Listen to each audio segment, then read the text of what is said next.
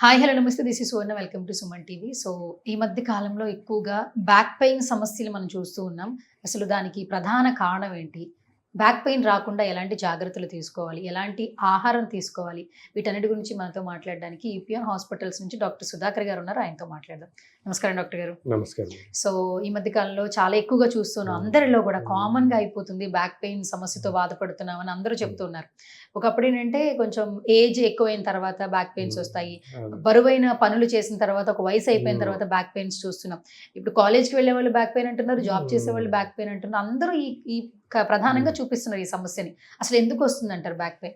Back పెయిన్‌కి గల కారణాలు చూసుకుంటే అంటే మెయిన్‌గా ఏంటంటే ప్రాపర్ ఎర్గోనామిక్స్ లేనప్పుడు. ఇప్పుడు ఫర్ ఎగ్జాంపుల్ వెదర్ స్టూడెంట్ గాని అంటే మేము ఇంటర్మీడియేట్ స్టూడెంట్స్‌లో కూడా చూసాం. అంటే ఎస్పెషల్లీ లాంగ్ టర్మ్ కోచింగ్ అని చెప్పేసి, తర్వాత ఎంసెట్ కోచింగ్, ఐఐటీ కోచింగ్ అని వెళ్ళే స్టూడెంట్స్‌లో కూడా కంటిన్యూయస్‌గా కూర్చొని చదువుతా ఉంటారు. అప్పుడు ప్రాపర్ ఎర్గోనామిక్స్ ఉండదు. సో, ఆ ప్రాపర్ ఎర్గోనామిక్స్ లేకపోవడము, అంటే కొంతమంది కింద కూర్చోవడము, కింద పడుకోవడము. ఎస్పెషల్లీ మన కంట్రీలో కింద కూర్చొని స్క్వాటింగ్ అంటే చేయటము. అట్లాంటి పనుల వల్ల ప్రాపర్ ఎర్గోనామిక్స్ లేనప్పుడు బ్యాక్ పెయిన్ రావడం. రెండోది ఏంటంటే జంక్ ఫుడ్ వీటన్నిటి వల్ల వెయిట్ ఇవాళ రేపు చూసినట్టయితే ఓవర్ వెయిట్ అనేది చాలా కామన్ సమస్య అయిపోయింది. Especially obesity and overweight has become ఇవాళ రేపు ఫిజికల్ యాక్టివిటీ, స్పోర్ట్స్ మీద ఎంఫసిస్ చాలా ఉంది. సో, అయితే that is good. But proper training లేకుండా, ప్రాపర్ వార్మప్ లేకుండా చాలామంది ఎస్పెషలీ ఇవాళ రేపు డాక్టర్స్, క్రికెట్ లీగ్ అని, సాఫ్ట్వేర్ వాళ్ళు ప్రాపర్ అంటే ట్రైనింగ్ లేకుండా, ప్రాపర్ వార్మప్ లేకుండా సడన్‌గా వెళ్ళి షటిల్ ఆడటము, క్రికెట్ ఆడటము. సో, వీటన్నిటితోటి బ్యాక్ పెయిన్స్ రావడము. అండ్ దెన్ ఇంకోటి ఇంతకుముందు చెప్పినట్టు సాఫ్ట్వేర్ పీపుల్ పోస్ట్ కోవిడ్ మనకి హైబ్రిడ్ వర్క్ కల్చర్ వచ్చింది. ఒకసారి హైబ్రిడ్ వర్క్ కల్చర్ వచ్చాక ఇంట్లో కూర్చోడం, ఇంట్లో సోఫా మీద కూర్చోడం కానీ, బెడ్ మీద కూర్చోడం కానీ, తర్వాత కింద కూర్చొని లాంగ్ వర్కింగ్ అవర్స్ అంటే ముందుకు వంగి పని చేయడం, దాంతోటి పెయిన్స్ రావడం. సో, మేము వీళ్ళందరికీ చెప్పేది ఏంటంటే, సో ఎప్పుడు కూడా కంటిన్యూస్‌గా కూర్చోవద్దు. కంటిన్యూస్‌గా more than half an hour కూర్చుంటే that will cause lot of problem on the disc. Especially L3, L4 disc మీద చాలా ప్రెషర్ పడుతుంటది. So, every 20 minutes to half an అవర్‌కి కొద్దిసేపు ఒక 1 మినిట్ లేచి కొద్దిగా ఒక 2, 3 స్టెప్స్ ఏసి మళ్ళొచ్చి కూర్చుంటే వీళ్ళకి ఇలా నొప్పులు ఉంటది. ఇంకొకటి స్మోకింగ్. ఇవాళ రేపు because of the changing in life style, new generation smoking. So, smoking చాలామంది అపోహ ఏంటంటే ఓన్లీ లంగ్స్ దెబ్బతింటాయండి. బట్ స్మోకింగ్ వల్ల బ్యాక్ పెయిన్ కూడా చాలా వస్తుంది. ఎస్పెషలీ స్మోకింగ్ వల్ల డిస్క్ డిజనరేషన్ చాలా ఫాస్ట్‌గా ఉంటది. యంగ్ ఏజ్‌లో కూడా 25, 30 ఇయర్స్‌లో కూడా స్మోకింగ్ వల్ల డిస్క్‌లు డీజనరేట్ అయ్యి బ్యాక్ పెయిన్ వచ్చినవి చాలా కామన్‌గా చూస్తూ ఉంటాం. సో, ఇలా weight, obesity, smoking, life style, because of all these reasons back pain చాలా కామన్‌గా చూస్తుంటామండి. ఓకే.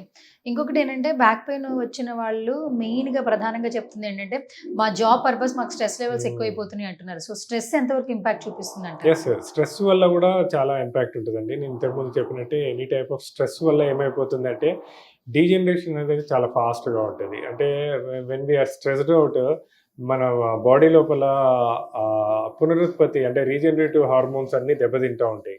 అంటే మంచి హార్మోన్స్ లేనప్పుడు ఈ ప్రాబ్లమ్స్ వల్ల ఏ డిస్క్‌లు అయితే డ్యామేజ్ అయినాయో అవి ఫాస్ట్‌గా రీజనరేట్ అవ్వదు. రెండోది ఏంటంటే స్ట్రెస్ లోపల ఏమైపోతుందంటే పీపుల్ దే స్టార్ట్ బింజింగ్. అంటే వాళ్ళకి తెలవకుండానే జంక్ ఫుడ్ మీద తినటము, ఐస్ క్రీమ్స్ తినటము, సాఫ్ట్ డ్రింక్స్ తాగటము, ఇవన్నీ కూడా చాలా ఎక్కువైపోతుంటది. ప్లస్ స్మోకింగ్ కూడా ఎక్కువ చేయటము. సో, ఇవన్నీ బ్యాడ్ హ్యాబిట్స్ అంటే చెడు అలవాట్ల వల్ల కూడా బాడీ టిష్యూస్ రీజనరేషన్ అనేది పోతుంది. సో, దాంతోటి కూడా డిఫరెంట్ మెడికల్ ఇష్యూస్. ప్లస్ ఇంకోటి స్ట్రెస్ హార్మోన్స్ వల్ల ఏమవుతదంటే మజిల్ స్పాజమ్స్. చిన్న చిన్న మజిల్స్ నుంచి మొదలుపెట్టి పెద్ద మజిల్స్ కూడా స్పాజమ్‌లోకి పోతాయి. స్పాజమ్‌లోకి పోయినప్పుడు ఈ స్ట్రెస్ హార్మోన్స్ వల్ల ఇంకా స్పాజమ్‌లోకి వెళ్తాయి గానీ రిలీజ్ అవ్వవనమాట. సో, అందుకే స్ట్రెస్‌లో ఉన్న వాళ్ళకి మేము ఒకటే చెప్తాము.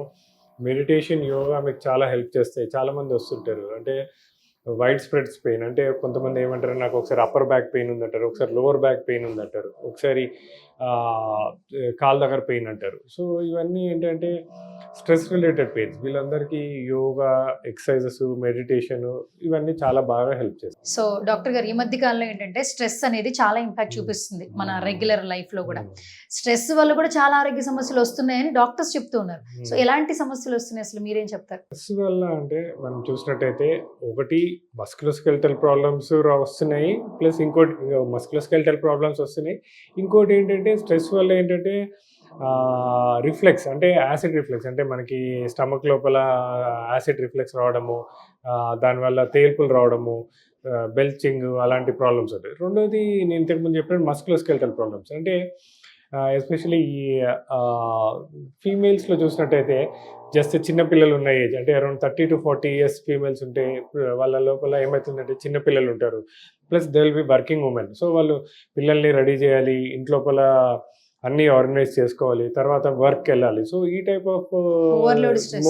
More stress. సో మేము చాలా కామన్గా వీళ్ళందరిలో ఫైబ్రోమయాల్జియా అంటాం. అంటే వాళ్ళకి చాలా నాన్ స్పెసిఫిక్ పెయిన్స్ ఉంటాయి. అంటే ఒకసారి నడుము నొప్పి రైట్ సైడ్ అంటారు, ఒకసారి నడుము నొప్పి లెఫ్ట్ సైడ్ అంటారు, ఒకసారి అంటే షోల్డర్ పెయిన్ అంటారు, ఒకసారి రైట్ సైడ్ షోల్డర్ పెయిన్, ఒకసారి లెఫ్ట్ సైడ్ షోల్డర్ పెయిన్ అంటారు. సో ఇవన్నీ ఏంటంటే స్ట్రెస్ రిలేటెడ్. సో వీళ్ళందరికీ ఏంటంటే ఎప్పుడైతే స్ట్రెస్ తగ్గించుకుంటారో యోగా, మెడిటేషన్ ఇవన్నీ ఏంటంటే స్లోగా ఇవన్నీ కూడా తగ్గుతుంటాయి. ఇంకోటి స్ట్రెస్ వల్ల ఏంటంటే ప్రాపర్ డైట్ ఉండదు, తర్వాత కరెక్ట్ టైంకి డైట్ తీసుకోరు. దాంతో ఏంటంటే obesity or over weight is also becoming a big issue. Especially చిన్నపిల్లలు 30 to 40 years లోపల ఫీమేల్స్ చాలామంది ఇంట్లోపల మేనేజ్ చేసి పిల్లల్ని మేనేజ్ చేసి వెళ్తున్నప్పుడు వాళ్ళ హెల్త్ గురించి పట్టించుకోరు. ఆ పట్టించుకోకపోవడంతో వెయిట్ పెరగడము, ఆ వెయిట్ పెరగడంతో మా దగ్గర 35-38 yearsకి knee joint problems, knee joints అరిగిన వాళ్ళతోటి రావడము, ఇవన్నీ చాలా కామన్గా చూస్తున్నాం. సో వీళ్ళందరికీ ఒకటే చెప్పేది ఏంటంటే స్ట్రెస్ మేనేజ్మెంట్ అంటే every one should think about it అనమాట.